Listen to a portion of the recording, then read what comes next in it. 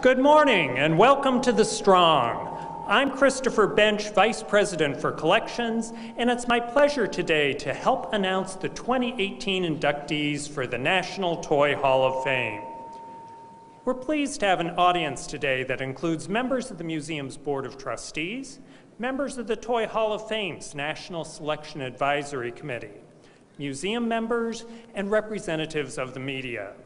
For those of you who are using social media throughout the induction, we are using the hashtag ToyHall2018. The museum's Twitter handle is @MuseumOfPlay, and its Instagram handle is @MuseumOfPlayRock. And if being here in person isn't enough, the induction ceremony is also being broadcast live on the Museum of Play YouTube channel. Through the National Toy Hall of Fame, the Strong recognizes outstanding toys that have engaged multiple generations over time, inspiring them to learn, create, and discover through play. This year, 12 toys meeting the basic criteria were considered by the National Selection Advisory Committee. Those toys are American Girl dolls, chalk, chutes and ladders, Magic 8-Ball, Fisher-Price corn popper, Masters of the Universe, pinball, sled, tic-tac-toe, Tickle Me Elmo, Tudor electric football, and Uno. In a moment, curators Michelle Parnett-Dwyer and Nick Ricketts will help me to announce the 2018 National Toy Hall of Fame inductees that will join the 65 toys already enshrined. But first, we're going to try to mix things up a bit. People often speculate about who the inductees will be and try their best to predict them.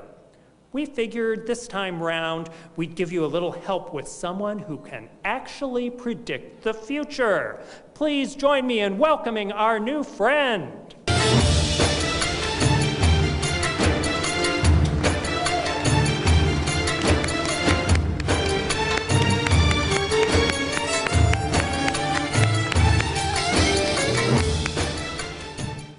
Thanks for joining us. Before we get started, what do you prefer we call you? Fortune teller, seer, mystic? You may call me Toy. Toystradamus, card reader extraordinaire. Okay then, Toystradamus. Should we get started with our first inductee? Skip. What? What's happening here? Don't ask me, I just read the cards, and right now they're telling me that you've been skipped. Next.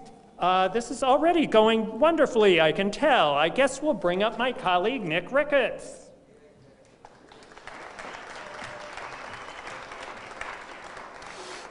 Thank you, Chris. Our first inductee came out of suburban Cincinnati in 1971. A barber named Merle Robbins and his family loved to play card games, and one of their favorites was the common game Crazy Eights. But players of Crazy Eights know that some of the rule variations in the game are tricky, and in the Robbins house, they were sometimes the cause of friendly arguments. Mr. Robbins decided to write the actions connected with certain cards right on the cards with a felt marker. To eliminate these family squabbles. Once he'd done that, the family realized their game now played faster, was easier to learn, and could be played and enjoyed by young children, even against adults, without fear of being overpowered. Reverse. What's that now? Hey, I'm just following the cards. I think you need to turn around. Yes. Can I turn back now? Oh, it really doesn't say, but sure. Let's hear more. Thank you. So, the Robbins family... Draw two. Sorry? Draw two.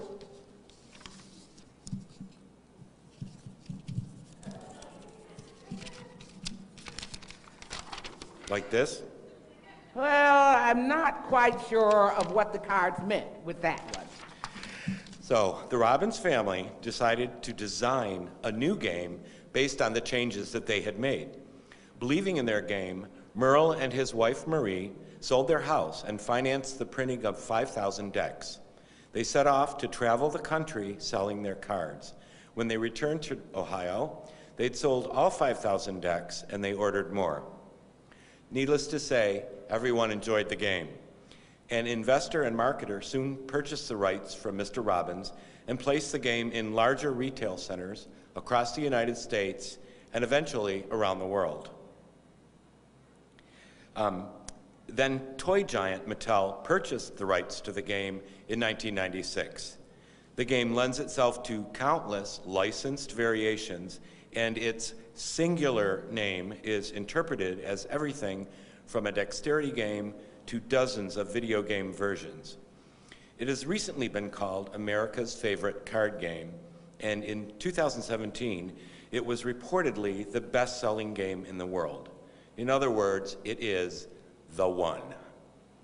What do you say, Toystradamus? I say it is Uno! Yes, Uno. Uno!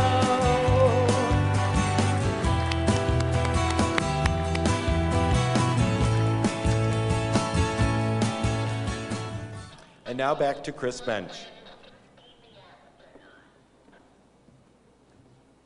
Thanks. Let's hope I don't get skipped again. Oh, you may. Well, before I introduce the second toy, any early ideas, Toystradamus? Not quite yet. Okay, well, let's see if we can proceed. The next inductee has always been on the ball, even though its history has included some bumps along the way to its current success. The story began in the 18th century with a French tabletop game called Bagatelle. Bagatelle challenged players to use a stick to shoot balls across a surface filled with pins and scoring holes. Pretty tricky, huh? It took until 1931 for the next phase of the game's evolution to begin, when American manufacturers covered the playing surface with a piece of glass and incorporated mechanical means to remove balls from play. Most importantly, from a commercial perspective, the manufacturers also figured out a way to monetize gameplay. Even during the Great Depression, millions of eager Americans lined up to drop their coins into the slot and take the plunge into the game. Any guesses now? This will be a wild card. Okay. The game's technology advanced during the 1930s and 40s, creating electrifying experiences that rang bells with players everywhere. Backlit artwork added a special glow, and in 1947, players flipped for a new version with flippers. Now players could show off their skill and apply their best hand-eye coordination to tilting the odds to their advantage. They dropped their coins, steeled their nerves, and bounced into a new world of fun. Not everyone loved the game, though. Critics initially thought it was more about chance than it was about skill, and some even considered it to be gambling, an opinion that resulted in Chicago and Los Angeles outlawing it in the 1930s. The game was even banned in New York City right up until 1976. Today, however, the game has scored high success with players of every age and stands as a classic. So grab your quarters, flex your wrists, focus on that steely orb flashing across the playfield, and join me in celebrating the second inductee to the National Toy Hall of Fame. It's pinball!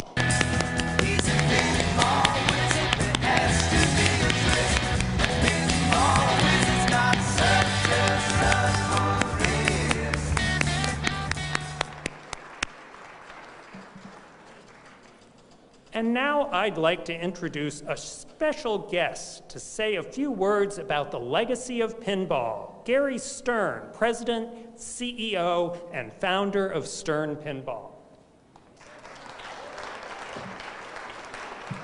Thank you very much, and thank you for having me. Thank you for inducting pinball into the Toy Hall of Fame. Thank you very much for the exhibit of pinball that you have ongoing here. Pinball, please play these games. If these are from different eras, two of them designed by Steve Ritchie, one of our great designers. Pinball is a uniquely American icon, even though it can trace back to the French bagatelle. It is manufactured in America for years, and it's popular worldwide. We export almost half of our games. It's popular for all ages. We've crossed the millennial divide. Partly because of our digital games. Our games are available both in the terrestrial form that you see here and in digital form on smartphones, on Switch, what have you. And this has introduced the game to a larger audience. We certainly have modernized the game, as you can see, with the LCD display on that game there and all LEDs under the hood, modern electronics. But the game is still the same game that Harry Williams described as having the ball is wild. The game is on the playfield. The ball is a randomizer. We are growing with pinball throughout the world. We're getting bigger and bigger in family entertainment centers and barcades throughout this country and elsewhere. My company, Stern Pinball, has stood by the pinball machines for 30-some years. I've been in this for 71 because my family was in pinball when I was born and started, well, when I was 2, they started into pinball. And I've seen the changes, I've seen the growth, and I see we're having a resurgence. We're growing again. My company's Stern Pinball in 2017 had 40% growth over 2016. In 2016, 20% over 2015. We're having growth again this year. And we are making all of these games in the Chicagoland area, in the United States. We're very proud to be American manufacturers. We have a 110,000 square foot factory that you're all welcome to come visit sometime. We do tours. Info at sternpinball.com. You can set up a tour. We have 350 people working in there and an extended supplier community that probably employs another 3,000 people for all or part of their livelihood.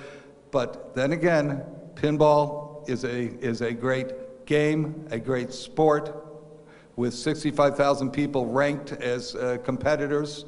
And as Harry said, the ball is wild, it's the equalizer, it's the randomizer that plays on the playfield. Please play these games, and thank you very much to the Strong Museum.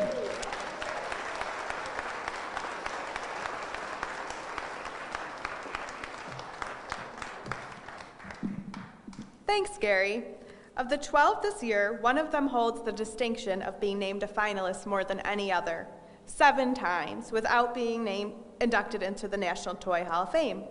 Do you think this is the year, Toystradamus? I'd better not say now. Ask again later.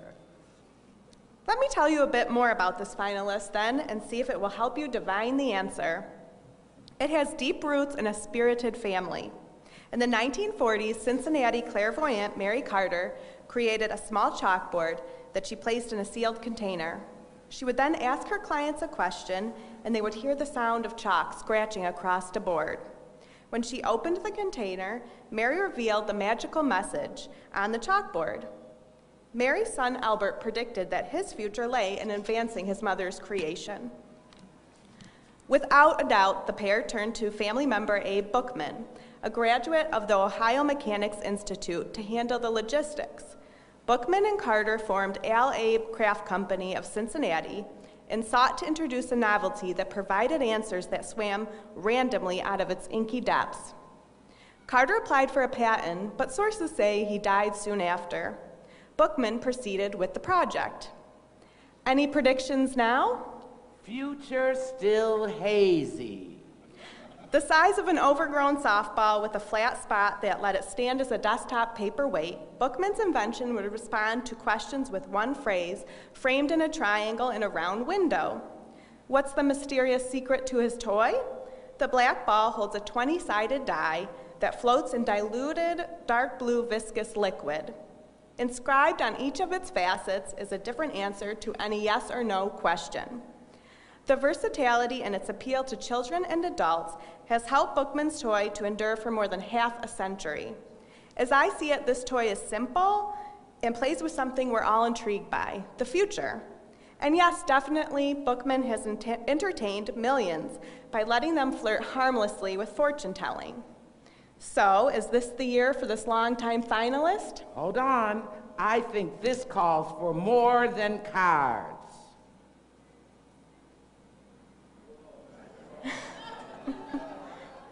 Is this the year? Is this the year? Yes! Yes! It's about time! Our final inductee is the Magic 8 Ball. Magic 8 Ball! Oh, it's magic, you know. Never believe it's not so. It's magic. So it's official. The 2018 National Toy Hall of Fame inductees are Uno, Pinball, and Magic 8 Ball. We'd like to thank our talented actors today, Dolores Jackson Radney, Shaquille Kitchings, Zuzu Boomer Knapp, and Ben Falter. Thank you as well to Gary Stern from Stern Pinball for being with us. In a couple minutes, we'll be unveiling our cases upstairs in the Toy Halls of Fame exhibit displaying this year's inductees. But before we do that, let me remind you that we have a whole weekend of family fun planned for Saturday and Sunday, celebrating all 68 toys in the National Toy Hall of Fame. And, of course, we'd love to have you join us. Now, curators Nick Ricketts, Michelle Parnett-Dwyer, and I will be available for questions and interviews, and our talented cast will be available for photography. Thank you again for joining us this morning, and have a great and playful day.